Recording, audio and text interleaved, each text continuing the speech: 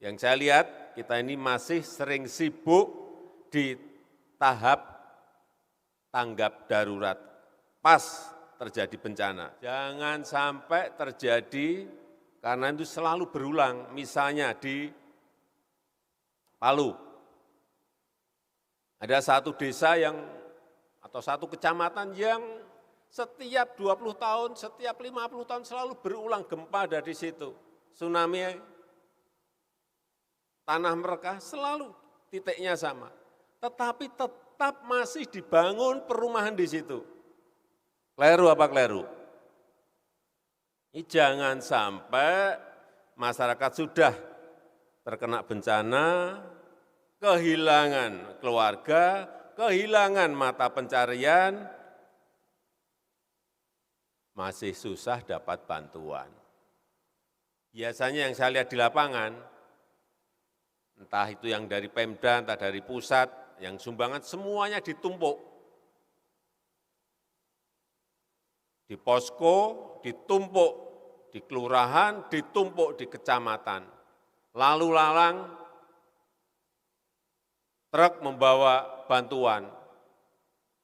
Masyarakat yang terkena bencana melihat, hanya melihat, tapi tidak pernah dibagi.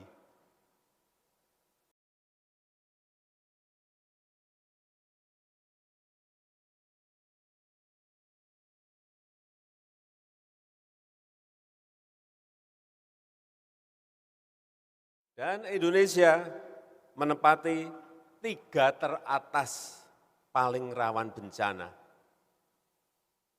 Kita ini tidak hanya urusan banjir, tidak hanya urusan gunung berapi yang meletus, bukan hanya urusan tanah longsor, yang lebih sering adalah gempa bumi, dan bencana alam maupun non-alam lainnya yang kita hadapi. Oleh sebab itu, siaga dan waspada itu menjadi kunci. Baik tahap pra-bencana, pada tahap tanggap darurat maupun pasca bencana. Semuanya harus disiapkan, semuanya harus dikelola dengan baik. Yang saya lihat, kita ini masih sering sibuk di tahap tanggap darurat, pas terjadi bencana. Padahal yang namanya pra-bencana, tahap pra-bencana itu jauh lebih penting. Bagaimana menyiapkan masyarakat, bagaimana mengedukasi masyarakat, bagaimana memberikan pelatihan-pelatihan kepada masyarakat untuk langkah-langkah antisipasi. Itu harus menjadi prioritas. Untuk apa? Untuk meminimalisasi korban maupun kerugian. Yang pertama, penting itu peringatan dini. Ini sering masih kita terlambat.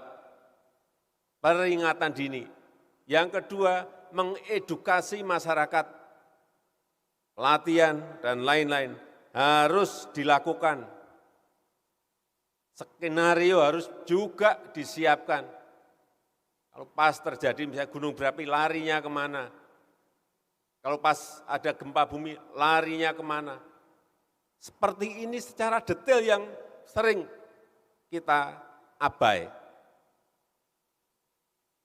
Pas ada bencana kita pontang-panting, begitu sudah rampung, ya rampung. Lupa bahwa yang namanya pra-bencana itu lebih penting.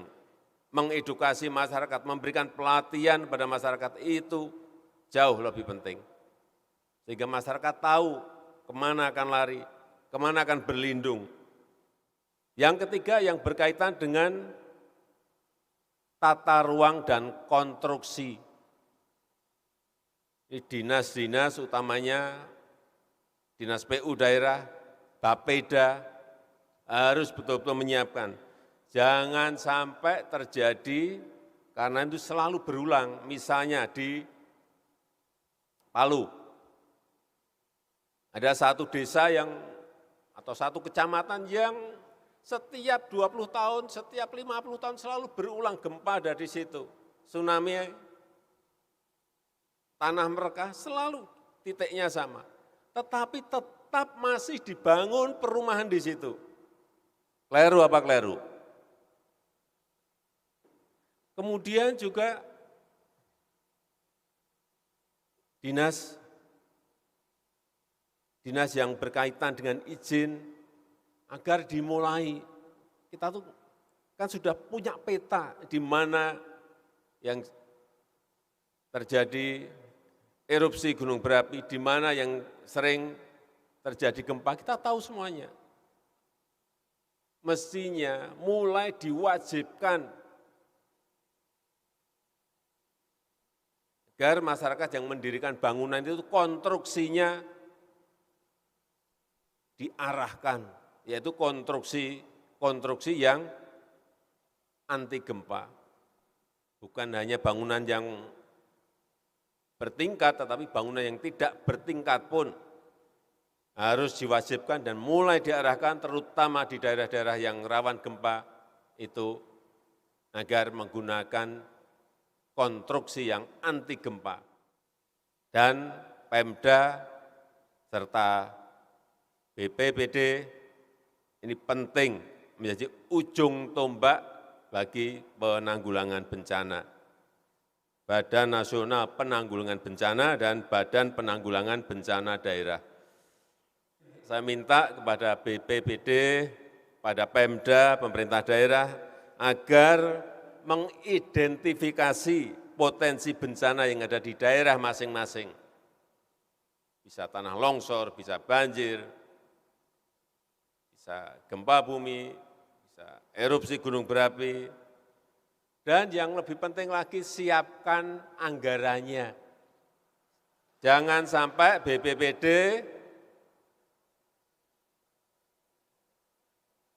berteriak, Pak, tidak ada anggarannya. Atau ada yang menyampaikan, Pak, anggarannya kecil sekali. Padahal jelas-jelas daerah itu sering terjadi bencana. Siapkan. Jangan setiap bencana yang ditelepon Kepala BNPB, Menko PMK. Daerah dulu mestinya, kalau besar dan tidak memiliki kemampuan, baru pemerintah pusat masuk. Mestinya seperti itu. Yang kedua, daerah itu harus memasukkan risiko bencana dalam rencana pembangunannya, dalam rencana investasinya. Ada perencanaannya, sehingga jelas di mana tempat yang boleh dibangun, di mana tempat yang tidak boleh dibangun. Dan pelaksanaan, terutama ini kelemahan kita di pelaksanaan, betul-betul di lapangan ada orang mau bangun, enggak boleh. Ada orang mau bangun, ini rawan tanah longsor, enggak boleh. Enggak bisa, jelas-jelas ada sungai yang setiap tahun banjir, di pinggirnya malah kemeriek bangunan-bangunan, berbondong-bondong malah orang mendirikan bangunan di situ, dan dibiarkan. Satu tiap hari saya tuh di lapangan, saya lihat Bapeda itu ada, gunanya Bapeda itu kan perencanaan. Tapi kadang-kadang sudah ada perencanaannya, implementasi, pelaksanaan di lapangan yang tidak diawasi, tidak dikontrol, tidak dimonitor. Kelemahan kita ada di situ. Ini kebiasaan kita kalau ada bencana, kan anggarannya bisa dari daerah, bisa dari pusat. Tetapi juga yang nyumbang masyarakat itu banyak sekali. Biasanya yang saya lihat di lapangan, entah itu yang dari Pemda, entah dari pusat, yang sumbangan semuanya ditumpuk. di posko, ditumpuk di kelurahan, ditumpuk di kecamatan. Lalu lalang, truk membawa bantuan. Masyarakat yang terkena bencana melihat, hanya melihat, tapi tidak pernah dibagi. Karena barangnya di stok di kecamatan, di kelurahan atau di posko, hanya melihat. Itu yang bolak-balik saya peringatkan. Silahkan ada stoknya, tetapi masyarakat separuh lebih tolong dibagi ke masyarakat. Meskipun mungkin tidak bisa dimasak, mungkin meskipun pada saat itu tidak bisa dipakai, tapi dipegang, itu seneng. Sebagai hiburan, pas terjadi bencana, wah saya ada beras 20 kilo, wah ada supermie, hanya lewat.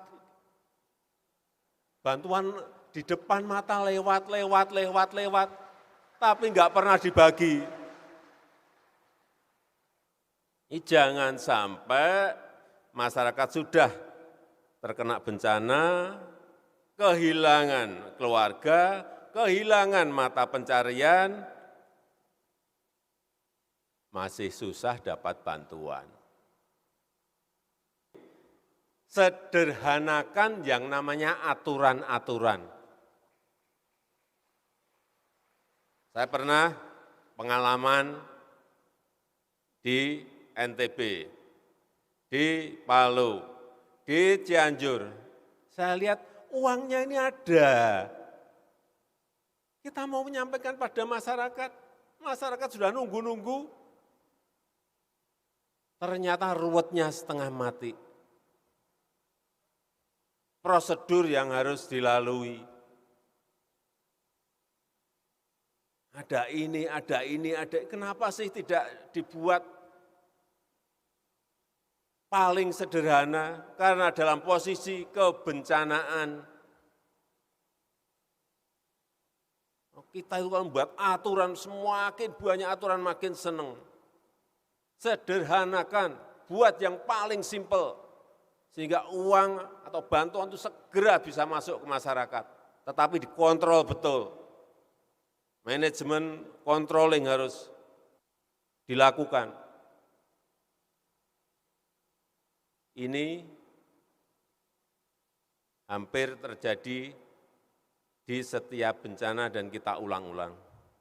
Saya minta kepala BPD di daerah semua sederhanakan. Regulasinya Pak Gub, Pak Wali, Pak Bupati sederhanakan. Dalam posisi bencana itu kecepatan sangat diperlukan.